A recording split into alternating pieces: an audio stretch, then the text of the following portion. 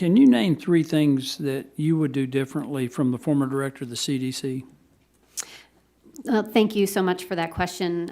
As I was sharing earlier, I led the COVID response for North Carolina, and I think the lessons that I bring from that are 3 of them.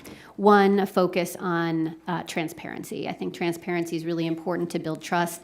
I think sharing what you know when you know it, and also what you don't know. I hope you see that already under my tenure and how we're communicating differently.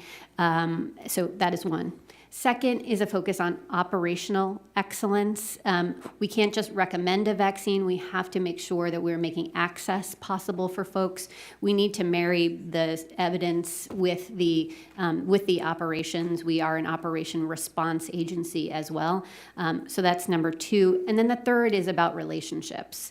It's really important that we are working as one team. We have to build relationships before a crisis hits so that when we get into those crisis, we can make sure to use those. Sometimes public health finds themselves siloed away from the traditional healthcare system. I think it's really important that we bring healthcare and public health closer together.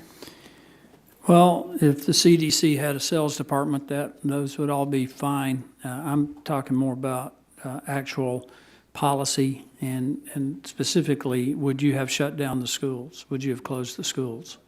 Is that what you did in North Carolina?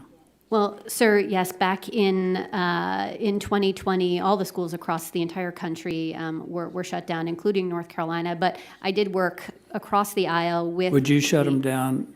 Had you been in charge, would you have shut down the schools if this were to happen again, if we had another major respiratory outbreak? Would you shut down the schools? Well, the good news is we're in a different place than we were before. We both have different tools and different mechanisms to respond. So I can't really address a hypothetical, but I do think we've learned a lot about how to approach things. Did it harm our students by shutting down the schools? Well, look, we always knew in-person instruction was incredibly beneficial, not just for You'd be great in the sales department.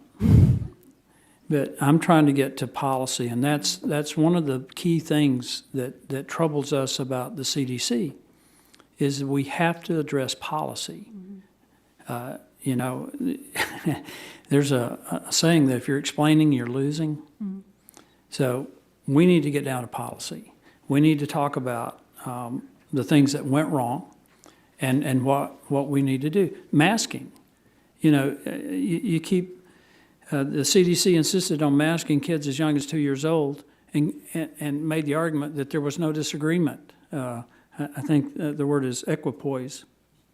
I have a study here that clearly shows that there was widespread disagreement in Europe, even here. Yet the CDC insisted on masking kids as young as 2 years old. What would be your position on that?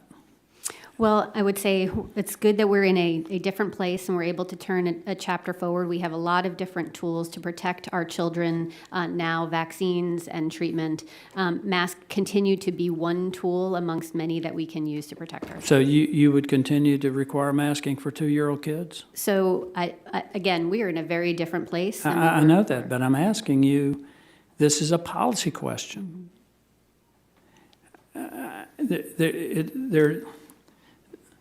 There have been no randomized control trials on masking. And I can't help but think that the CDC didn't want the randomized control trials because it didn't fit the narrative, didn't fit the position they wanted to take. And there's a lot of people, I mean a lot of people, that felt like this was more about power than it was medicine.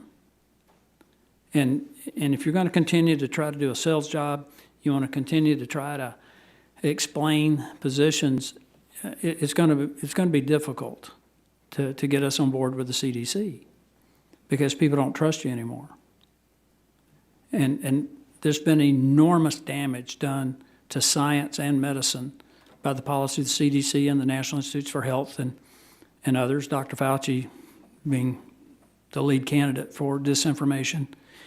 So you can continue to come in and do a sales job. You can try to explain. But if there aren't significant policy changes, I think it's going to be very difficult going forward